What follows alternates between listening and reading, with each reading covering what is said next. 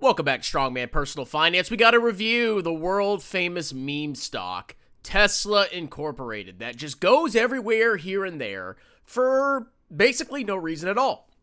So Tesla just reported their Q3 2024 earnings, and they shattered my mind. I cannot believe the growth, the numbers that this company is putting up. Maybe I was wrong about not putting my entire portfolio and my mom and dad's portfolio and my grandma's portfolio into Tesla stock, or even the levered version of it, or maybe even the Tesla ETF so I can get passive income. So the stock is up almost 12% after earnings that came out, okay? Let's see what caused the stock to go up, because apparently, Tesla should totally be valued at probably now $700 billion or more. Once the market opens tomorrow. So here's the slide deck, okay? So profitability, I mean, you can look at like absolute numbers all you want. You have to look at it in context. And you'll see what I mean in a second. So profitability, they have $2.7 billion of GAAP operating income in Q3, $2.2 billion of GAAP net income. The difference between this and operating income and net income is basically interest and taxes. And then $2.5 billion non-GAAP net income, which is totally freaking useless and is manipulated. They have positive operating cash flow of $6.3 billion and free cash flow of $2.7 billion. Okay, so positive free cash flow, profitability. So it's not a clown stock. That's not the problem with Tesla. It's not highly on. The problem is it worth the price you're paying for it now? The market says one thing. I personally believe another, but we'll see. And of course, they're shilling their increased AI training compute over 75%. Cybertruck becoming the third best-selling EV in Q3. I've been seeing some of these around. I was actually on a run yesterday. And in my beautiful little town, my homogenous town. And I saw a blue Cybertruck. And the Cybertruck is already ugly. The blue Cybertruck is not attractive, okay? It's like the girl that, holds the hot cheerleader's legs in high school. The base, basically. That's what I thought when I saw that. And then we have 2 billion miles of cumulative FSD supervised.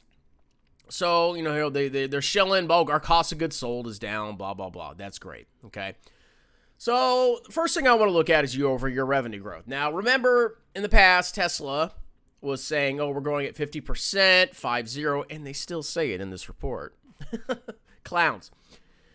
Their revenue year over year has grown 2%. Total automotive revenues, has grown 2%, okay? This is still primarily a car company. Now, if we look at revenue as a percentage, automotive revenue as a percentage of total revenue, if this freaking thing drags over, let's figure out what automotive revenue is. So, car sales are 80% of Tesla's revenue.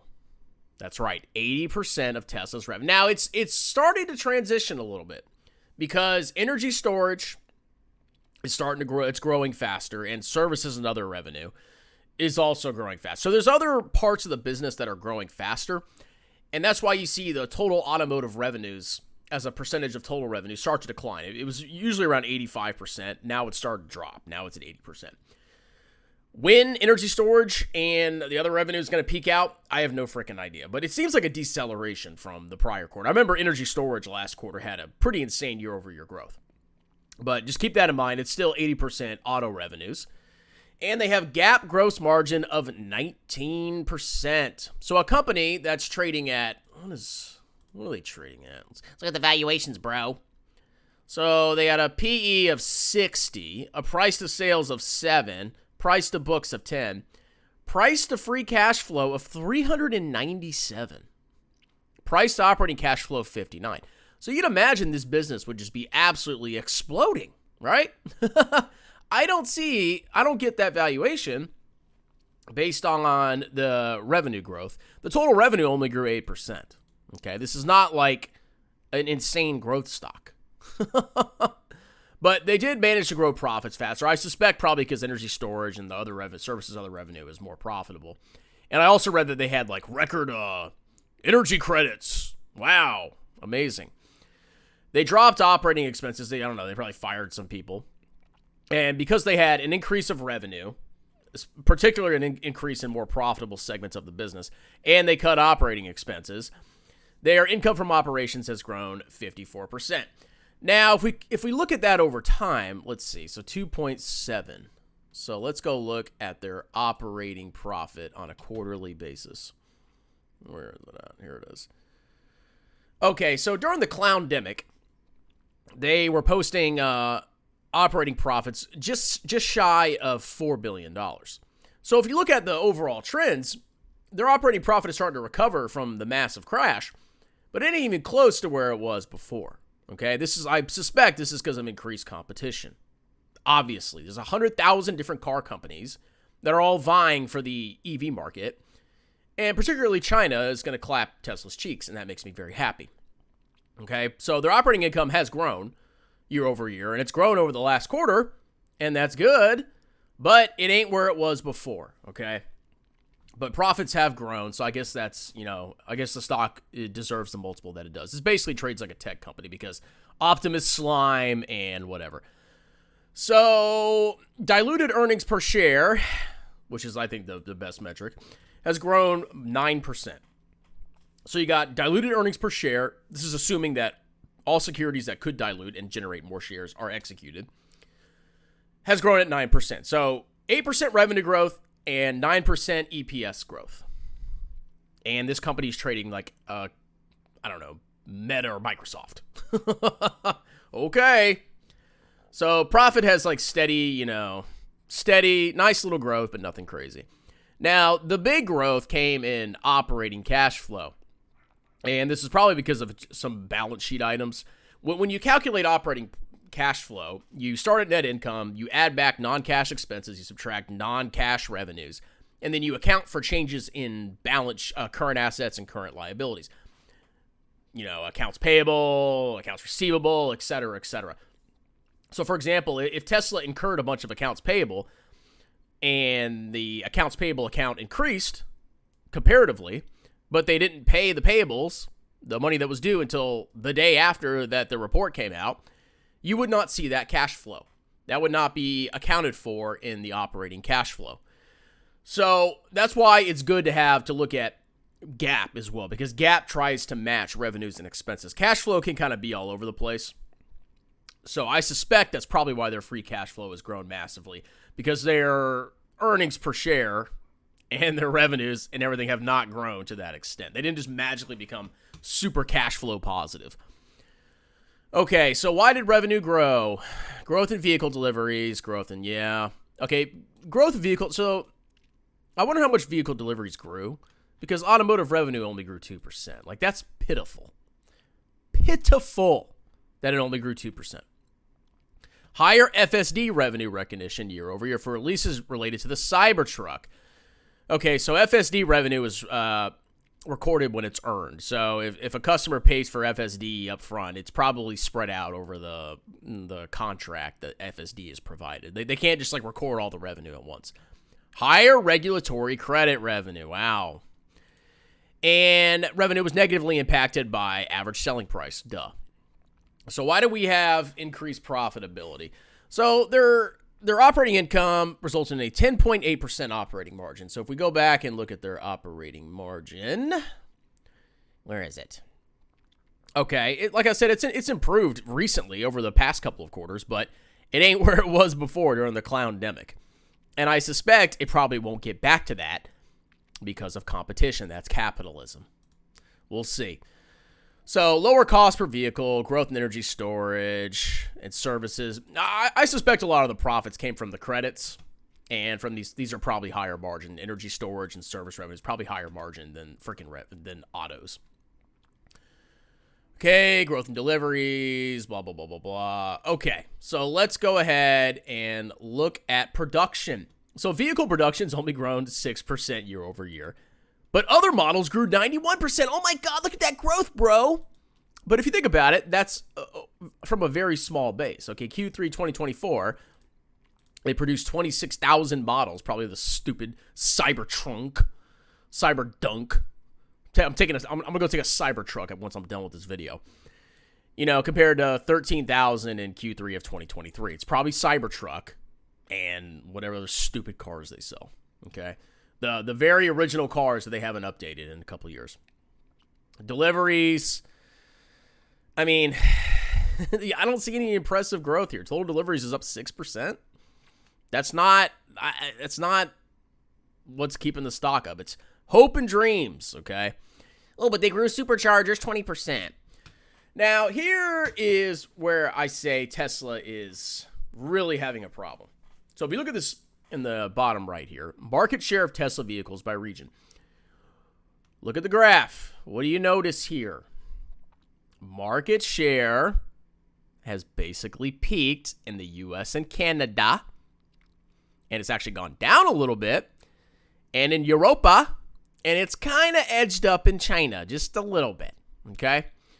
But overall, the market share, and China's where they have a ton of, China, they're clapping cheeks when it comes to EVs. But overall, if you look at it, you aggregate this, they've peaked in market share. So they're only going to be able to grow revenues and deliveries at the pace that the auto market, assuming it stays the same. They're only going to be able to grow deliveries and revenue based on the auto market. However fast the global auto market grows, basically. It's not going to grow as that fast, okay? I mean, it really is all hope and mirrors. It's all smoke and mirrors. So, okay. So we see they've peaked in market share, and I don't see any major changes except for a slight bump up in China. FSD, oh my God, it's amazing. It's the future, bro. Everybody's going to buy it, okay? So, wow. So energy services and other gross profit. So energy services accounted for, what is that? $1 billion of gross profit. Yeah. About $1 billion of the gross profit came from energy. So the energy business received a record gross margin of 30.5%. Yeah, it's much more profitable than the cars. Much more profitable. And then services and other business achieved a record gross profit in Q3, growing over 90%. Well, what's the gross profit of it? Because they said the gross profit grew, but they're not telling us what the margin is, if I'm reading that correctly. So, okay. Let's look at our outlook. Despite ongoing macro, we expect to achieve slight growth in vehicle deliveries in 2024.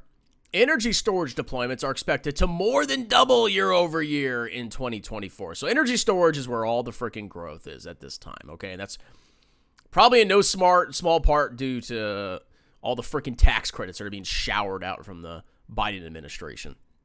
But basically they've almost peaked when it comes to vehicle deliveries. Let's see. Okay. And here they go freaking again. Okay, look. Product. Plans for new vehicles, including more affordable models, remain on track for the start of production in the first half of We're going to make new models in the first half of 2025. Really? I'm sure you're going to do that, clown-along scum rat. This approach, blah, blah, blah, blah. This should help us fully utilize our current expected maximum capacity of close to 3 million vehicles, enabling more than 50% growth over 2023 production. So now they still got to throw in the 50% there for production. It's just outrageous that they have that. They're not growing at 50%. All right, so market share, like I said, they've added some market share, a global BEV market share, electric vehicle adoption rate. Okay, so this is not even Tesla. This is just adoption rates for electric vehicles. So this is like, what's the point of this? Okay, yeah, we know China has a lot of EVs. Yeah, they're adopting EVs very quickly, and the world ex-China. But I mean, you can almost see that it's starting to slow down, which is pretty funny. This isn't even Tesla, because I first saw this, I'm like, dang, they have 12% market share in China? No way.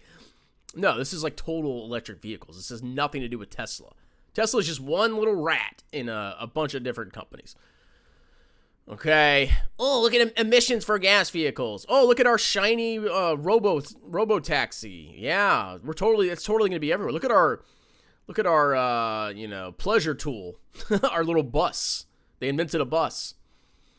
Oh, there's Optimus. He's waving his hands. Oh yeah, he's doing the weird peace sign or whatever. What is it? The devil horns? Okay, that's cool. Okay, they made 7 million vehicles, looks like. Wow. Okay, Powerwall. Okay, here's the good stuff. Here's where it really shows what's going on with Tesla. Vehicle deliveries, millions of units. What do you notice about the trend? It's peaked. That's right. They're not growing deliveries. Okay, maybe year over year, oh my God, look at the growth. But overall, it's not that great. And it actually looks like Q3 2023. Okay, yeah, they slightly, so we went from here. I don't know if you can see my cursor. But Q3 2023, a very slight increase in deliveries. But overall, you can see it's peaked. Okay, operating cash flow, basically flatline. We've had this one aberration. I don't think that's going to continue. I think that's just a balance sheet item. And free cash flow is basically flatlined. Net income has basically flatlined. It's actually dropped massively since 2022. Trailing vehicle deliveries. It's peaked. Oh my God.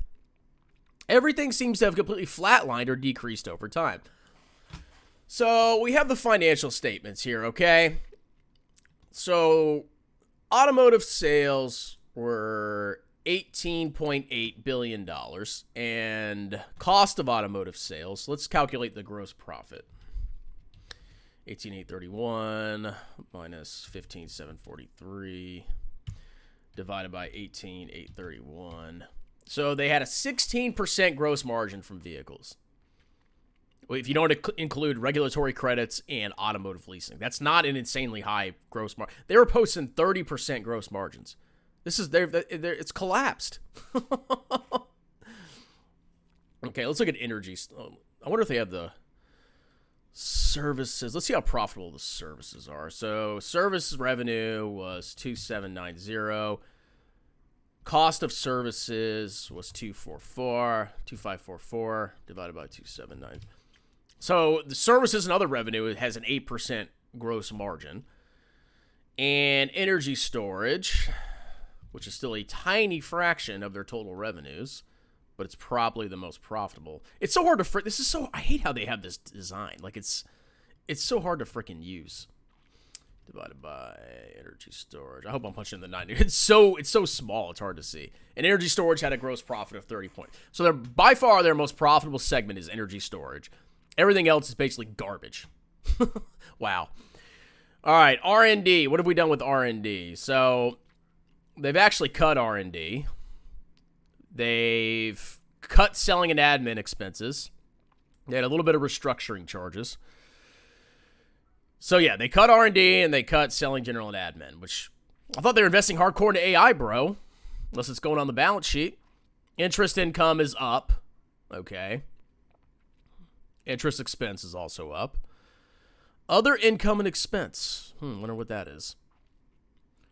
So overall, they had a good, decent quarter relative to the last couple of quarters, but it's not like mind-blowing. And then earnings per share has grown. What is it? Let's see. 68 divided by 58. So basic earnings per share has grown 17%. Diluted earnings per share, which I think is the better metric, has also grown by roughly 17%. Okay? So, yeah, they basically cut some expenses and they posted better gross margin for their energy generation and storage. That's why their earnings have grown. Their profits have grown, basically. So here's all the balance sheet. I'm not really worried about their balance sheet. It's like whatever. They're not going bust anytime soon. So like I said, they had a strong quarter of operating cash flow. And let's see, changes in operating assets and liabilities. So you can see they had a $1.5 billion swing in changes in operating assets and liabilities. So overall, it seems like it's mostly coming from current assets, current liabilities. You can see in the prior year of the same quarter, they actually had a negative outflow of $302 million for changes in operating assets and liabilities. And they had a positive inflow of 1.5 in their reconciliation. So that's a swing of 1.8 billion. It's a timing issue. Okay, yeah, their profits have grown because of the aforementioned things that I said. But a big swing in the operating cash flow is just because of current assets, current liabilities. This might swing because you can see certain quarters like huge negative, slight positive, pretty decent positive. It's all over the place. Okay, that's why you look at GAAP as well. You don't just look at cash flows. All right, capital expenditures are up pretty significantly. Okay, so they're definitely throwing money. That's probably where their AI is getting expensed to. Capital expenditures. Okay. Look at their balance sheet real quick. Digital assets. I'm trying to see. Goodwill and intangibles. I wonder where they're putting the R&D, or like the spending on AI. Property. They're probably putting it into a property, plant, and equipment account, I would imagine, because that's absolutely exploded. So maybe they're capitalizing AI spending somehow into property, plant, and equipment. That's because R&D hasn't grown, so they got to be putting it on the balance sheet. Whatever. AI research, capital expenditures. Okay. So overall, oh wow, earnings of, they're up from the prior quarter of the last year, but overall the metrics are horrible. I mean, you look at the future profits that they expect are mostly going to come from FSD and then Optimus Slime, which is a total scam grift. But as a car company with a peaked market share, where's the growth, ladies and gentlemen? Seriously. But, Tesla doesn't matter. Elon Musk, blah, blah. He goes on stage with Trump and he jumps around like a fool. And everybody loves him, okay? So that's my reaction to Tesla earnings. I'm all in now, boys. I'm all freaking in. Let me know your thoughts in the comments below. Don't forget to hit like and subscribe. If you want a sponsored video, see the pinned comment. It costs you $50. I'll talk about whatever you want. Check out my book, Stop Being a Broke Loser. It's on Amazon. And if you want to talk to me one-on-one, $75 an hour to talk to a CPA and an amazing guy. Talk to you later. Cheers.